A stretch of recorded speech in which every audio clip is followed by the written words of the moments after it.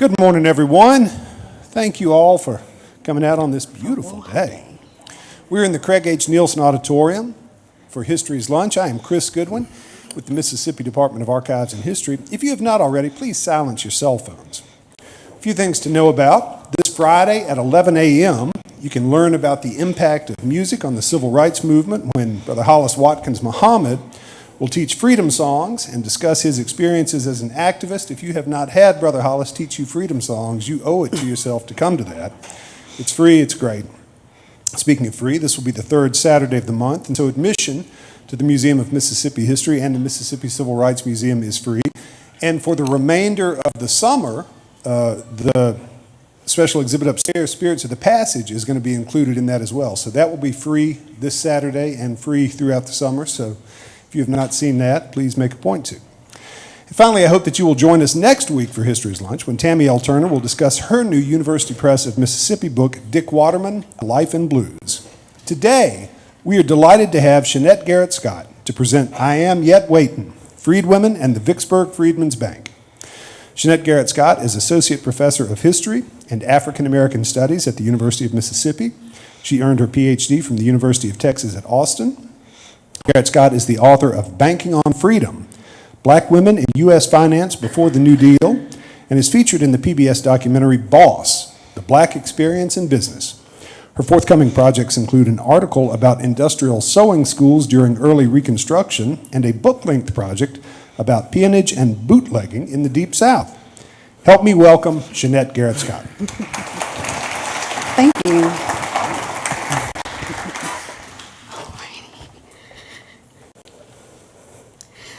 So thank you so much, everyone, for coming, and thank you, Chris, and everyone else who made this wonderful event happen. So I plan to talk about 40 minutes and leave time for questions at the end. So I'm going to keep myself honest with the timer here. And so this presentation comes from my book,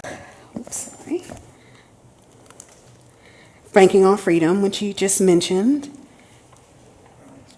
Oops, I think I turned it off. Hold on. All right, Banking on Freedom.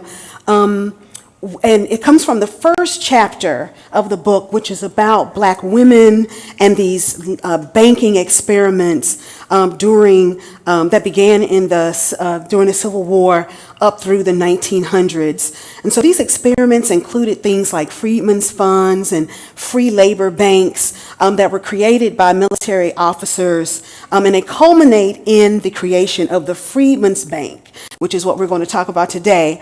And the Freedmans Bank, of course, was created in 1865 by Congress. So in this talk, I'll feature Black women in particular, but African American communities in general, and talk about their experiences with the bank in Vicksburg. So let us go ahead and get started. So the Freedmans Bank and Trust Company. The Freedmans Bank and Trust Company operated from 1865 to 1874. And in less than a decade, the modern day equivalent of more than $12 billion passed through the bank. So this represented overwhelmingly the wealth of formerly free and enslaved African Americans. Now, at its height, the Freedmen's Bank, which was headquartered in Washington, D.C., and that's a picture of the bank, a drawing of the bank behind this image. It was headquartered in Washington, D.C., but it operated 37 branches. Most of those branches were in the South, but they did stretch as far north as New York and as far west as Arkansas. And in Mississippi was among a handful of states that had three or more Freedmen's Banks. So they joined Alabama, Georgia, North Carolina, Tennessee, and Virginia as states that had at least 3 Freedmen's Banks. And those banks in Mississippi were the Natchez Bank, one in Natchez, which opened in October of 1865. Vicksburg followed soon after. opening in December of 1865. And then Columbus, Mississippi, also had a Freedmans Bank, which opened in 1870. So when the bank closed in 1874, more than 61,000 depositors lost deposits estimated at about $66 million in modern day dollars. So I'm not going to go into detail about the causes of the failure of the bank, and I'm not going to really talk about the breadth of Black women's engagement with the Freedmans Bank in this little short presentation, but I am going to highlight some of their economic strategies, some of which upset white bank trustees and white reformers' notions about the best ways to make these formerly enslaved people thrifty and moral citizens. And then I'll highlight some of the actions that women took and their families and heirs took to reclaim some of the money that they lost when the bank closed amid scandal in 1874. So I always tell my students, like, what's the so what? So I have all this great information, but so what? Why does it really matter? So for me, ultimately, I really want to show the ways in which Black women's economic strategies and their fight for these refunds just don't exist in isolation. They really come to form part of the fabric of African American women's long demands for economic freedom and economic justice, and they are part of the backdrop of the kinds of activism around economic justice that we'll see in the 20th century, such as Civil War, widows' pensions, ex-slave pensions, washerwomen strikes, streetcar boycotts. So these, their demands for refunds from the Freedmans Bank constitute part of this, long history and engage in effort to seek economic justice. So let us get started. I am yet waiting. Matilda Scott's crude handwriting rolls off the page, more an accusation than an observation. So by 1920, Matilda Scott had felt frustrated inquiring about the $18 refund from her mother's Freedman's Bank account. So as commissioner of the defunct Freedman Savings and Trust Company, John Skelton Williams had received hundreds, probably thousands of letters, just like Scott's, during his 6 years in the position. So his main responsibility was to help depositors recover some of their money that was lost when the bank closed in 1874. So when the bank closed in 1874, tens of thousands of African Americans lost, an accumulated wealth of $66 million. So one of the people who lost money when the bank closed was Adeline Washington. She was Matilda Scott's mother. So Adeline, a former slave, did not know her age, could neither read nor write, and mentioned no husband, dead or alive, when she opened her account in the fall of 1872 at the Freedmans Bank in Shreveport. So she lived about a mile outside of the city with her 6 children, and young Matilda helped her mother so much with the children, with the farming, that Adeline, Miss Washington, advised the bank to allow Matilda to deposit and withdraw funds from her account. But nearly 50 years later, Adeline's daughters continue to speak for her mother. She pressed Commissioner Williams, wanting to know who you paid my money to. And Insistent Scott ended her note not with a request, but with a demand: answer at once.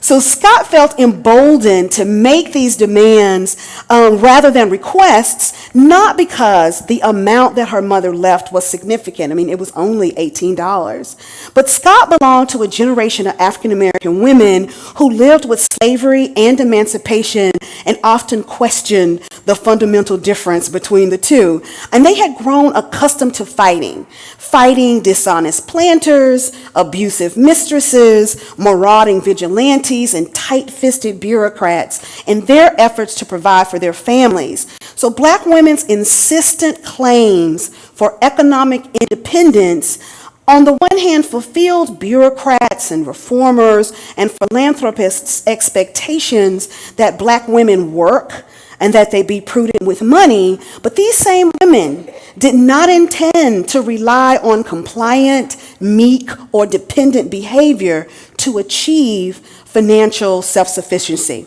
So when the transformation to free labor, from enslaved to free labor, and the era of emancipation, around from the start of the Civil War to the late 1870s, had an effect. It influenced the kinds of strategies that Black women pursued and that they contested in their search for economic security. And so the Freedmans Bank, like these experiments before it, the Freedmen's Fund and the free labor banks, represented a kind of a federal version of racial and gender paternalism and exploitation that undermined a lot of the economic autonomy that free Black women, had forged in the antebellum period before the war, and that formerly enslaved women were now trying to carve out in the post-emancipation South.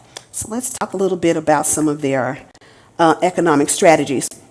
So even though the Freedmen's Bank, in some ways represents kind of the ultimate, the ultimate expression of these failed economic and social experiments that exploited and excluded Black women did support the bank. So this national network of 37 Freedmen's Bank branches allowed tens of thousands of Black people unfettered, access to bank services. And women especially could gain or increase their financial literacy.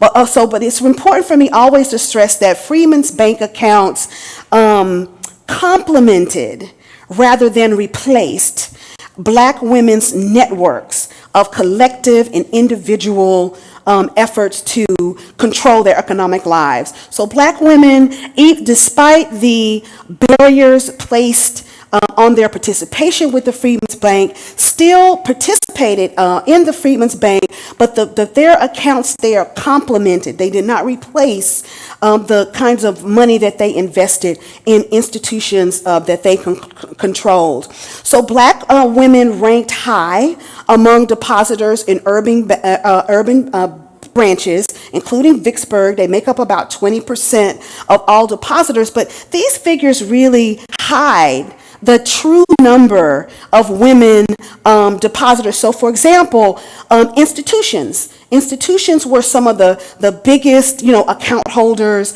in the banks. So we're talking about mutual aid societies, churches, secret societies, benevolent societies, and women often headed many of these societies, or they participated, or they were among the officers of these societies, and a number of them also served on the banking committees, which managed the funds that were put into the free banks.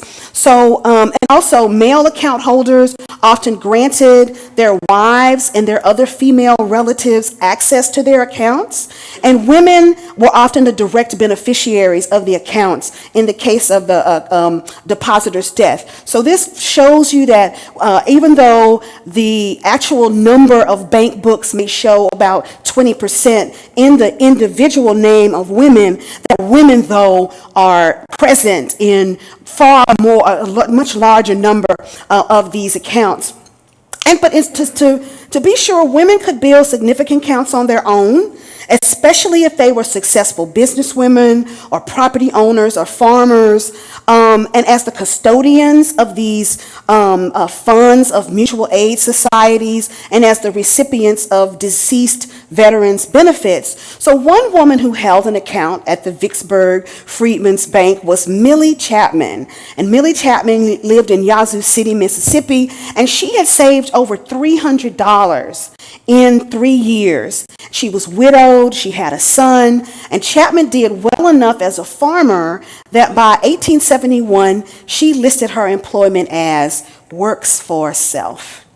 But accounts really holding more than $100 really were the exception rather than the rule. So of the 61,000 deposits that were left when the bank closed in 1874, about half of those, 30,000, had an average of $50, and 15,000 had less than $5 in the accounts.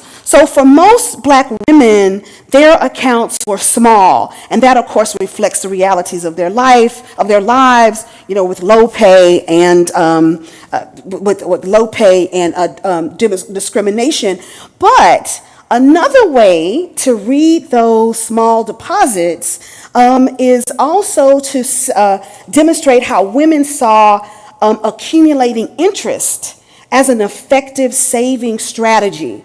So rather than make consistent small, deposits, which was an approach, of course, that the reformers and the bank trustees and leaders felt was the best way to save money and to demonstrate economic fitness, black women instead chose to keep small amounts of money in the bank that would grow significant interest over time, and of course use their money for other things, as well as continue to rely on their own institutions for certain kinds of savings. So mutual aid societies, they put their money there to ensure adequate burial and some financial assistance in case that, they were hurt. And so black women insisted on saving money, not just in the bank, but in these societies to meet their critical needs. And of course, the self-confident bank organizers would have argued that the bank,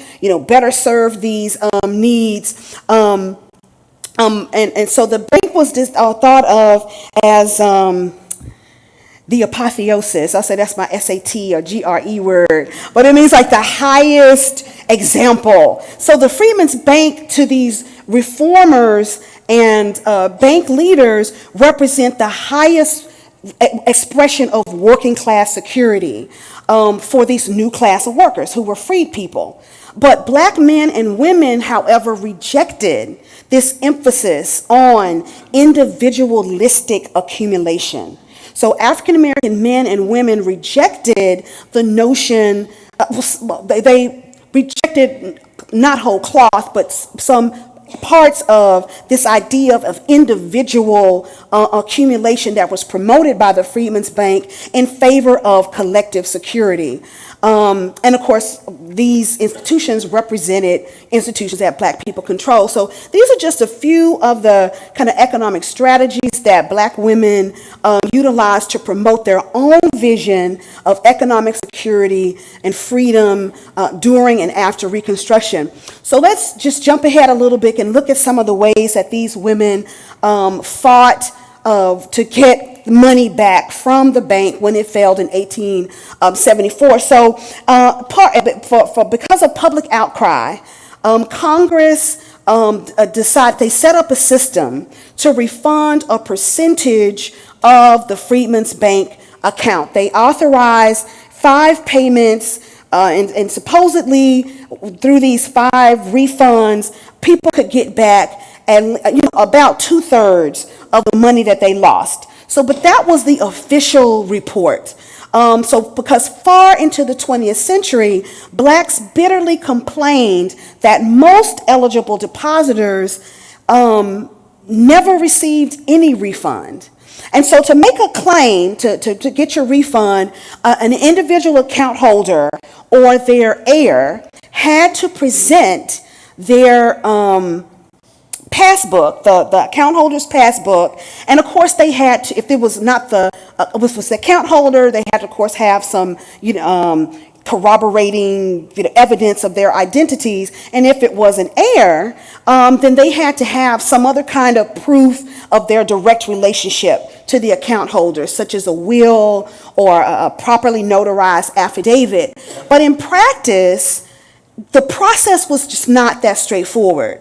Because for African Americans, it is no simple matter to prove heirship because of slavery, either by blood or marriage, to prove heirship. So few people had birth records, and many of those who had been enslaved did not know their own or their loved ones' dates of birth.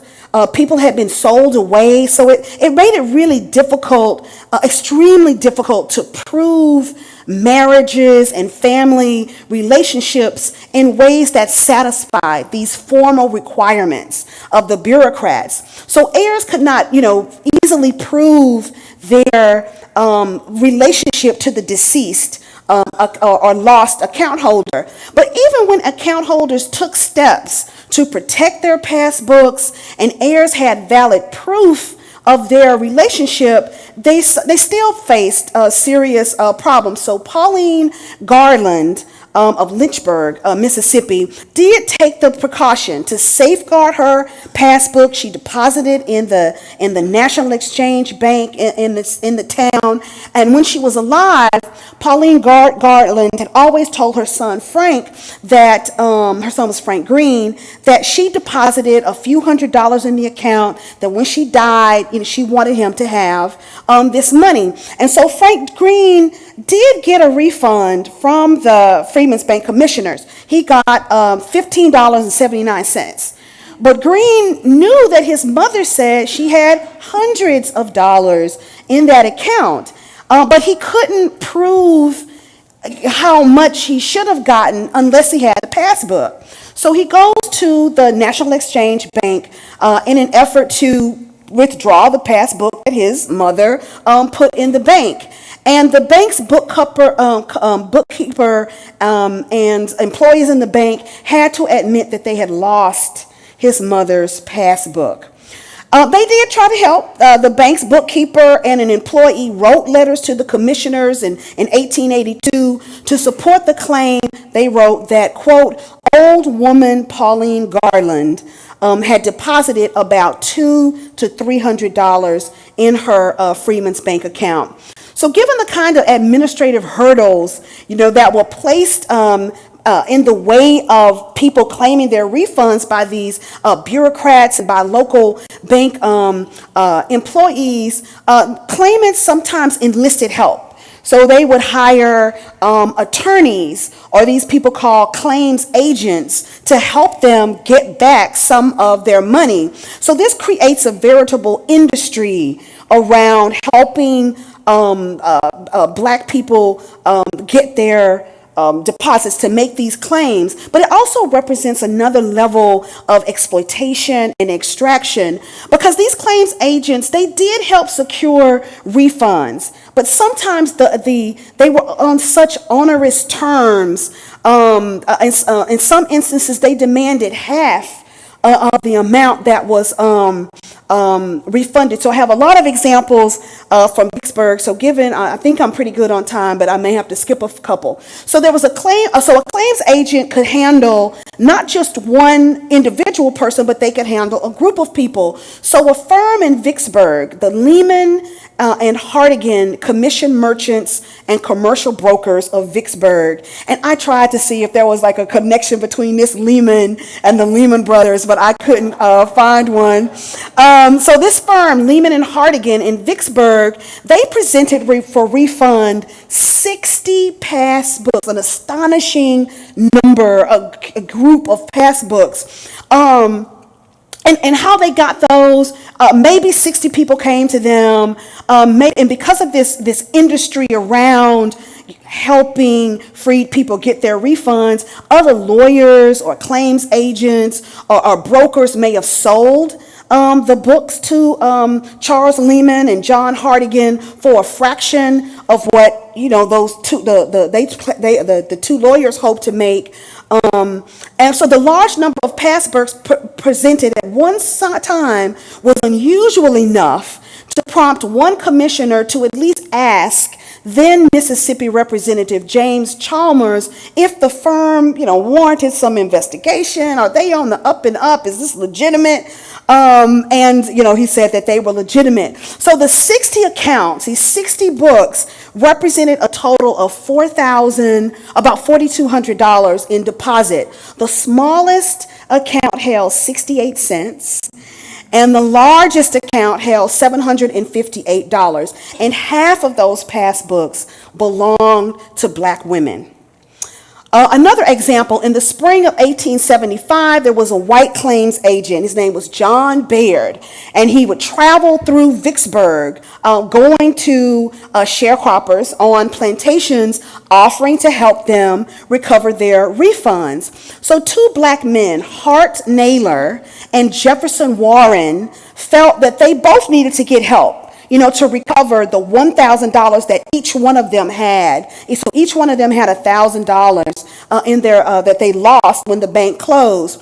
So Baird did what he promised. The commissioner issued each man a check for $200. This was the 20% of this stage of the refund process. But Baird forged the men's names.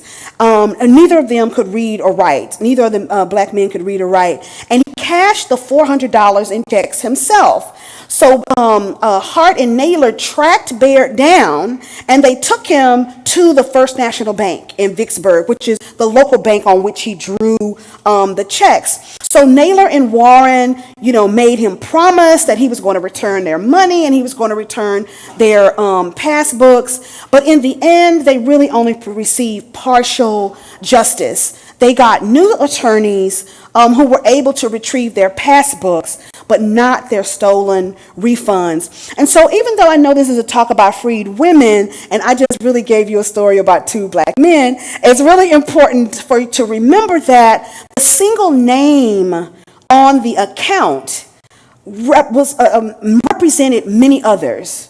So among freed people, bank accounts, like the vote, like the way in which African Americans used the franchise during the late 19th century, represented a collective possession. It was a collective effort. It was a collective right. So the labor contracts that union officers and freedmen bureau agents and other planters demanded of freed people, but more accurately that they demanded of freed men for their entire households, were one way to kind of make these these accounts with men's name on them seem as if the money in there was the result of individualistic labor and wages. But these accounts really represented mutual household efforts. So Naylor's name was on the Vicksburg account, but that $1,000 may have been the combined funds of his immediate family, his wife, Nancy Ann, and their 5 children. It may also have included his extended family, whose names he also listed in his passbook, in his bank book.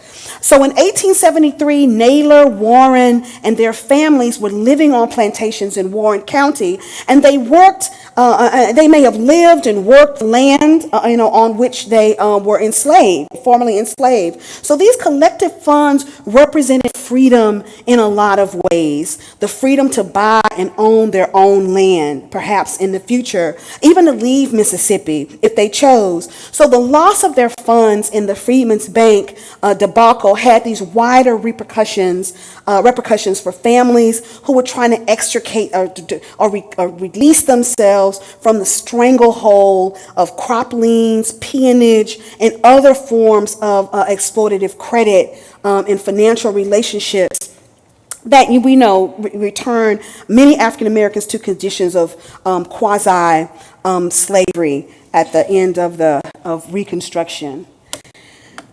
Okay, so let's keep moving along so I can get on to the end. So I took this quote along with its misspellings. I do know how to spell, no, I'm teasing. I took this quote with this misspelling from Matilda Scott's letter to Commissioner Williams. So the letter that I talked about in the beginning that she began, I Am Yet Waitin. So in that letter, she says, answer at once. She admonishes him. So letter writing was definitely a strategy that black women used to press for refunds. Some were forceful and direct, like Matilda Scott's, but others relied on stealthier approaches. So Sofia Johnson of Yazoo City dictated a letter to Albert Morgan, who at that time was the sheriff in Yazoo City. He would go on to play other roles in Mississippi politics. And she had her money in the Vicksburg Bank. So Johnson stressed in her letter to the commissioners that she did, quote, not wish to annoy or to harass, end quote. She wrote this to Freedmans Bank Commissioner Robert Leopold, but then she, of course, proceeded to do both. She proceeded to annoy him and to harass him. So as a widow, in her letter, she stressed that her right to information about her money, about her deposits. And she said that answering her questions about when and how much she would be repaid represented, quote, an act of simple justice, end quote. So Johnson did not rely on the commissioner's moral sensibility. So she shrewdly capitalized on her relationship to a powerful local right man to make a plea on her behalf, which she clearly calculated might be more effective coming from at least on his letterhead that had the Yazoo City Sheriff's letterhead symbol on top. She clearly calculated that her appeal and her questions might be more effective coming in this form than just a handwritten letter of her own. So though Johnson assured Leopold that she did not mean to annoy or harass, it became clear that she would resort to both to get her money.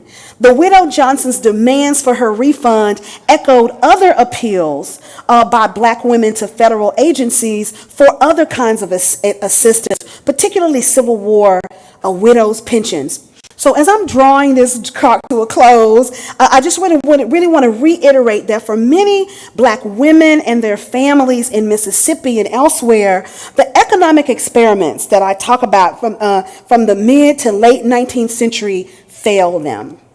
So in my book, In Banking on Freedom, I use these and other examples, the examples I talked to here, and I have others from Vicksburg and others from other parts of the country. So I use these examples to highlight the ways that these experiments, which included the Freedmans Bank, accepted as gospel. These ideas that Black women had to work. But they would not do so willingly. And so they had to be, so the idea was that Black women responded best to supervision and in some instances coercion. And so military officials, northern philanthropists, and the federal government believed that Black women should be working in the fields and in the factories, and that their money, needed to be supervised. And managed and controlled, and so this places Black women in what we call the double gender bind, and so I'll explain what that means. So on the one hand, they're kind of trapped by this idea that the ideal form of family and way to save money is for a male, breadwinner and protector and head of the household is the proper way in which family should be run, as well as their finances. But at the same time, paying, excluding women from certain occupations, paying Black women such low wages, racial sexual violence, all of these things actively destabilize Black families. So on the one hand, they're promoting these ideas about the proper ways that Black women should save and use and spend money, and especially in this particular kind of family model. But then on the other hand, the circumstances of their lives are undermining, their ability, even, if they wanted to try to achieve that kind of ideal model of family. And also these experiments and the way that, African American women were treated ignored the actual circumstances, the realities, and the preferences of Black women themselves. So these experiments and these people cared very little about what Black women truly wanted, which was autonomy and control over their lives. All the same, despite some limitations, and these other limitations that were placed on depositors at the Freedmans Bank, Black women still capitalized on the Freedmans Bank as an opportunity to increase their financial literacy skills. And I do want to stress that they were increasing skills that had been gained under and through enslavement and through these economic experiments. African Americans were not unbanked. Even antebellum African Americans were not unbanked. And blacks, though, also continued to develop and practice their own individual and collective wealth building strategies within and sometimes in contradiction to reformers' narrowed possibilities. So black women used various strategies to secure refunds, such as writing letters directly to the Freedmans Bank commissioners, hiring lawyers, engaging the services of claims agents, and enlisting help from people in their communities. So I don't know. The record doesn't tell me if Matilda Scott, this insistent daughter of a formerly enslaved woman that I talked about at the beginning of this talk, ever received her mom's $18. And to be sure, it is not even clear from the extant sources, so the sources that I do have that are available, whether claimants were successful in getting any part of their money back. But the women who used and made demands on the Freedmans Bank reveal how black women had these elaborated, very elaborated. They had, that's another word I shouldn't use. They had these very sophisticated and well-developed political sensibilities. And their political skill and demands sometimes forced the hands of state actors. So even though the women may have failed to achieve restitution, in some ways they were still able to get some justice. So in the decades after the bank closed, heirs and beneficiaries refused to allow the matter to rest. The fight for bank refunds, as I stressed before, exists along other demands for economic justice that reach deep into the 20th century. Early in the late 19th and early 20th century, Civil War widows' pensions, ex-slave pensions, washerwomen strikes. There was a washerwoman strike in Jackson, one of the very earliest ones in the 1880s. Streetcar boycotts, Jackson and other cities around the South, and even going forward to boycotts through the civil rights and Black Power era. So black women's insistent claims for economic independence then, as I said before, fulfill bureaucrats, reformers, and philanthropists' desires that black women be financially self-sufficient, that they be prudent and wise in their use of money, but at the same time, it troubled their expectation that these same women remain meek, quiet, and dependent. So as I draw to a close, has anyone ever heard, I guess by show of hands, heard of the Bank Black movement? Hashtag Bank Black?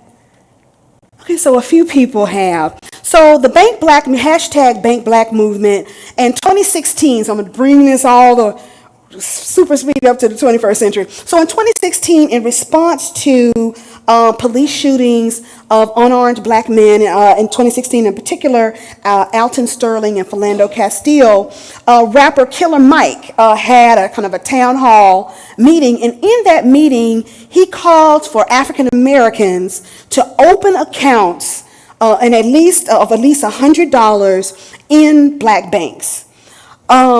So this call went out under the hashtag Bank Black. And not just African Americans, but all Americans of all races and ethnicities and backgrounds, and even people in other countries, really grabbed on to that movement. For Citizens Trust Bank in Atlanta, which is a black-owned bank in Atlanta, there was reports that 8,000 people opened new accounts in less than a week. And in less than a month, more than $1 million had been poured into the coffers of black banks. And in 9 months, in less than a year, that number had reached 60 million, over 60 million. So this Twitter campaign was a call to all people, and that campaign, of course, is still going on. And if you are interested in opening an account at a black bank, you can go to bankblackusa.org, and it has a list of black banks and credit unions that you could perhaps put your money in. So Bank Black becomes this national campaign to educate and encourage people from all backgrounds to support black institutions and communities that they serve. And they use other hashtags like Move Your Money and Invest in Us. And so One United Bank, so this is from One United Bank, which touts itself as the largest online black-controlled bank, had this 2017 campaign to attract new depositors. So most of the card images, so these are, I think they're like half a dozen. But most of the card images we see adorned with these black women.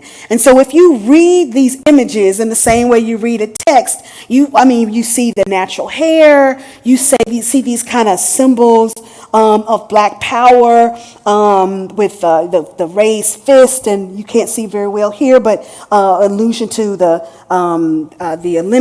Olympians who won their medal raising their fists. And so what's important, the reason that I mention these is because these really connect to long-standing issues of economic justice.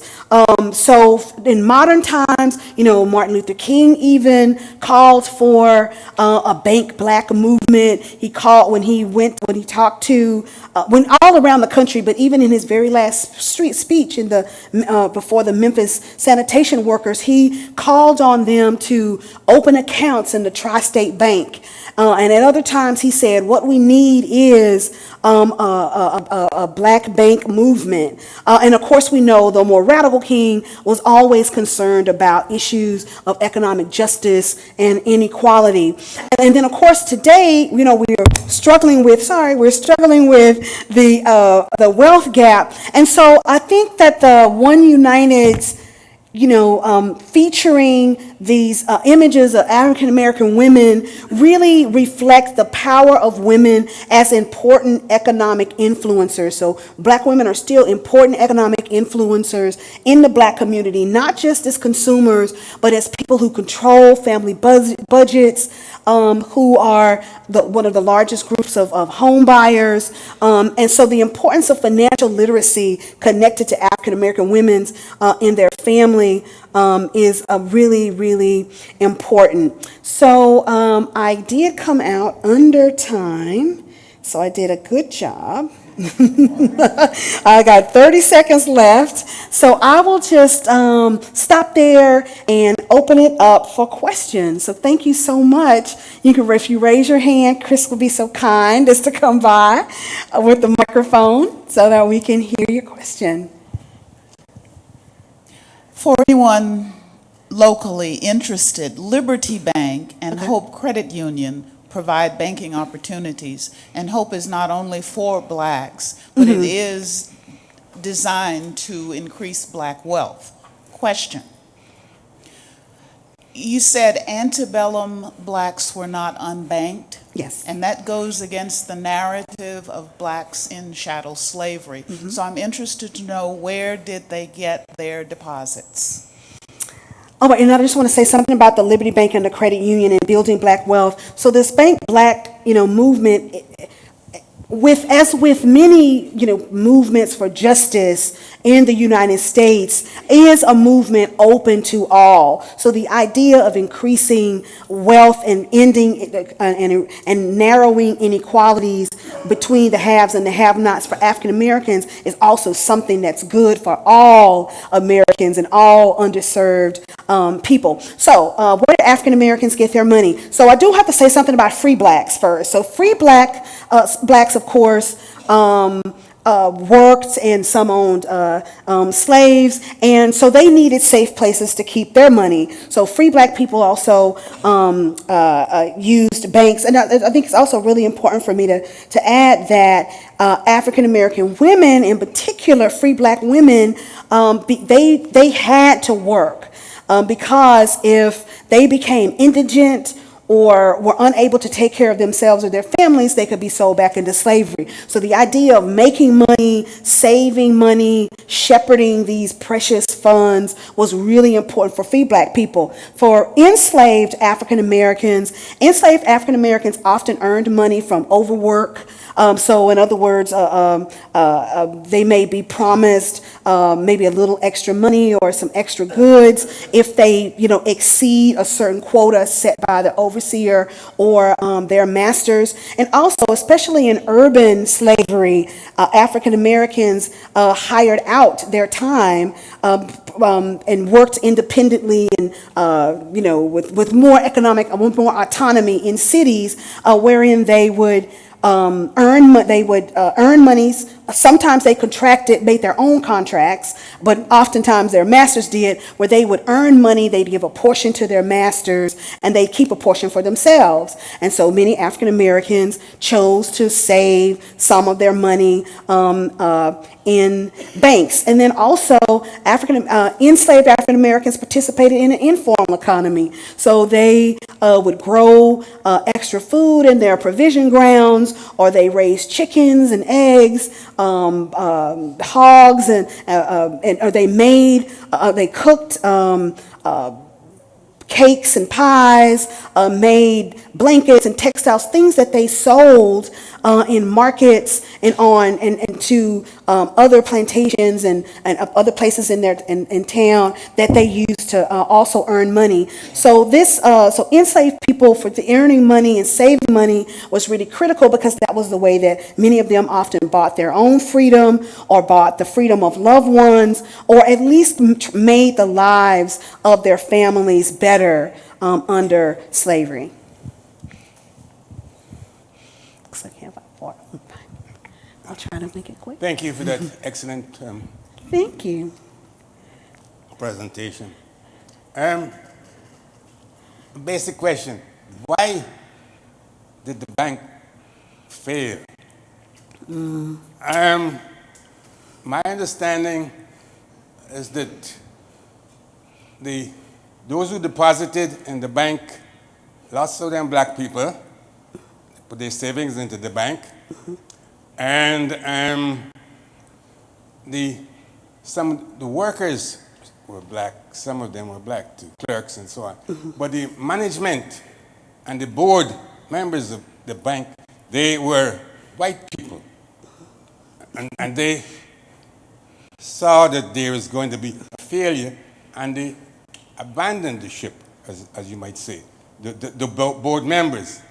And I'm wondering if they had maybe women at the board level, they might have made a difference. Because I'm not sure what was the relationship between the Freedmen's Bureau and the bank, and the federal government and the bank. Were they supposed to oversee the bank? I just don't understand why that only bank failed. Why the other banks didn't fail as well. Okay. So I'm going to answer the last part because yes, sir, it's related to the first part. So the Freedmans Bank failed because of financial mismanagement and fraud, largely among the trustees of the bank, but at the ground level too, there was a lot of mismanagement. In the minds of African Americans, the federal government, their idea was that the federal government, since this bank was chartered by the federal government, the only other two banks were the first two national banks. The Freedmans Bank was the third bank chartered by the federal government. So in the minds of African Americans, the federal government was going to protect their funds. And that's not only because they chartered the bank, but even in their passbooks, there are pictures of Abraham Lincoln and other Republicans, which gives African Americans the sense that their funds will be protected and guaranteed or insured by the federal government. And the Freedmen's Bank was also chartered at around the same time as the Freedmen's Bureau. So also that was another connection in the minds of African Americans between the government's commitment to protect their funds. So, but originally all of the trustees of the bank were white. And the government did at first limit the kinds of ways you could use the Freedmans Bank. But when you have billions of dollars of capital and money flowing through the bank, you are going to attract the interest of some people with kind of nefarious intentions. So the Cook brothers, who were Northeastern bankers, convinced friends in Congress to change the charter of the bank, which they did in the early 1870s, to allow the Cook brothers to invest the funds of the Freedmen's Bureau. And they argued that this would help make more interest for blacks and be a better way than letting the money, all these billions of dollars just sit there. And so the Cook brothers, of course, invested in these really shady real estate and railroad deals and bonds. And they both, so they basically frittered away, and lost billions of dollars of money. So that 60 million or so that was in American and modern day dollars that were there, that was left in the bank by 1874, still represented a fraction of the money that had been, wasted and misused and mishandled only a few years before. Some African Americans did work in the bank, especially like New Orleans. They actually had a cashier who was of African American descent. But you're right, most of the leadership of the bank was white. And they only started to bring on more black tellers as the bank became weaker and weaker, and they added African Americans as a way to encourage African Americans to keep putting their money in the bank. And then, of course, by the time Frederick Douglass, the first black bank president, becomes president of the bank, he gets in there and he sees that there's no saving the bank, and he tells Congress that they need to close the bank.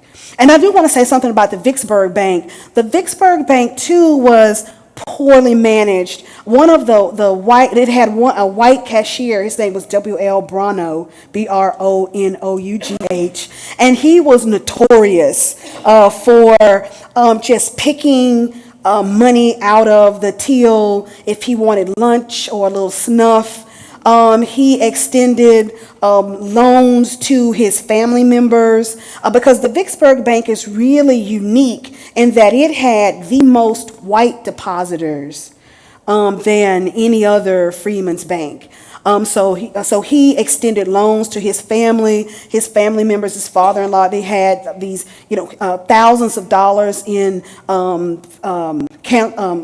hot checks or checks that weren't paid. So much so that I think Anson Sperry, I say in my book, said, what can I say about the ineptitude of Mr. Bronough in running the Vicksburg Bank? Was there a Freedman's Bank in Texas? No. I had to think that no, there wasn't. But let me just say that so in places, okay, I also kind of stress in the book that one of the reasons that there were so many, at least, almost 3 dozen, well, a little over 3 dozen banks, is because African Americans in communities pressed the government and their leaders to bring a branch to their towns. And so in those places where African Americans didn't have a Freedman's Bank, they did use, other banks.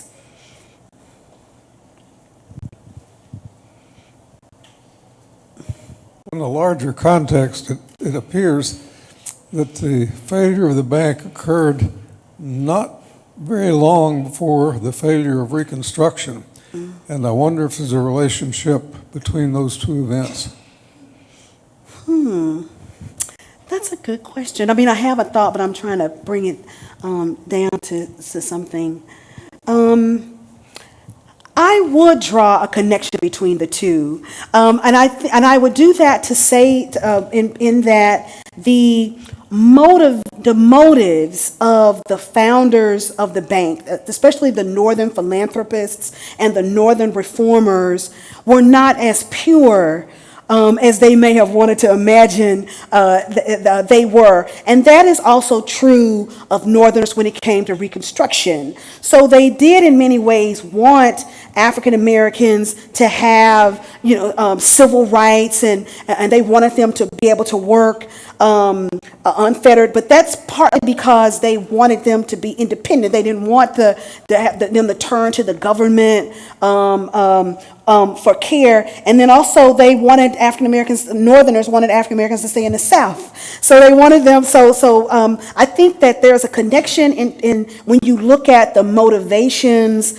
and you really complicate and nuance the motivations for these banking experiments, and also I guess you could say these experiments in social change that are happening in the South as well. And then I think another kind of relationship or corollary between Reconstruction policy and Freedmans Bank is to show that these ideas about that African Americans have to be made to work. They will not work without some kind of inducement or control, that they have to be forced to save, that we have to, because another reason that there was like so much money in the bank is because African Americans were limited in how much they could take out. They were limited in what they could do with their own money. So the bankers would take surveys. They had to state why they were taking the money out, for example. But of course, because there were these ideas that black people, the most we can hope for them is that they learn how to save. But the idea that they would have ideas about how to use credit or how to invest, those were seen as kind of ideas that were over their heads. And so they needed this kind of control and oversight. It's very similar into Reconstruction, the idea that African Americans, there's only so much. Some of the programs, in my opinion, that were created, still in the end are kind of held down or weighted down by these kind of stereotypes about African Americans' capacity for freedom.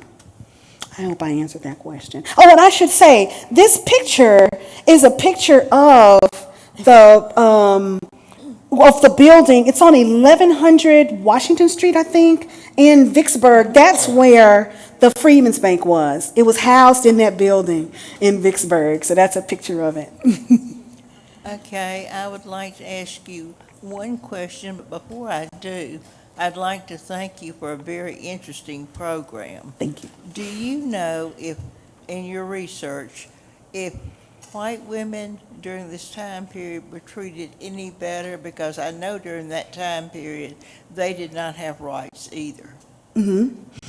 And actually, there are white women who have accounts in the Freedmans Bank. So it would make a great topic if somebody wanted to kind of go through some of the roles and look at white women's experiences with the banks. So for African American women, their experiences reflect, they're being black, so they experience racism, and also being women, they experience sexism. So yeah, in my research, I do talk about white women and banking, and there was also this notion that white women should be prudent and wise homemakers and thrifty, and thrift was really important for women. And there was even but women, like men, also kept their money in the bank. Some women, of course, being very wealthy because of their own investments, their own businesses, as well as money that they inherited. And so you do get a sense of that. You still get a sense of that kind of that idea that they need oversight and help with the development of like women's banking departments in large banks, these kind of separate places that are set aside for women. They don't hire women tellers until till into the kind of the 20th century, but you would have these separate women's banking departments that had tellers that were there to service women separate from the kind of normal, I should say normal, but the other bank crowd. But there's a great article, I have to find it. It's called Women Investing or something in a magazine that talks about women's investing. And then George Robb has a book, Ladies of the Ticker, which talks about white women's investing and saving. I think this will be the last one since we're right at time. Well, I wanted to be sure that people understood that Liberty Bank in Jackson is not just for African Americans. There are at least two of us non-African American account holders in the room today. But my question is, you mentioned near the beginning Free Labor Bank. I've never heard of that before. Could you say something about what it was? Yes, there were please? 3 free labor banks that were created by Union generals because originally they had Freedmen's funds. So Eaton in the Mississippi Valley with well, there were different generals in 1864, who were trying to deal with the large number of free people in the Union lines. And these people worked, they earned wages, and they wanted to try to help them with their money. So they had them in these Freedmen's funds where they would take the people's wages, put them in this fund, and then the officers would dole out the money for the needs of all freed people. But some generals saw the limitations in this kind of model, and they erected freestanding banks, free labor banks that also colored soldiers could, the U.S. colored troops could put their money into. And so there were 3. There was one in Beaufort, South Carolina, that was started by Rufus, I see his name, General Rufus, but I can't, his name escaped me because now I have to try to think of it. So one in Beaufort, South Carolina, one in Norfolk, Virginia, and one in New Orleans. And the one in New Orleans is the one that had a he was kind of like a quartermaster, and he became the cashier in the Freedmans Bank in New Orleans when it opened. So he was one of the very few black cashiers that started early. We have copies of Banking on Freedom for sale over here in the corner. This was a great program today. Thank you all for coming. Help me thank Dr. Shennette Garrett-Scott for this program. And I hope we see you next week.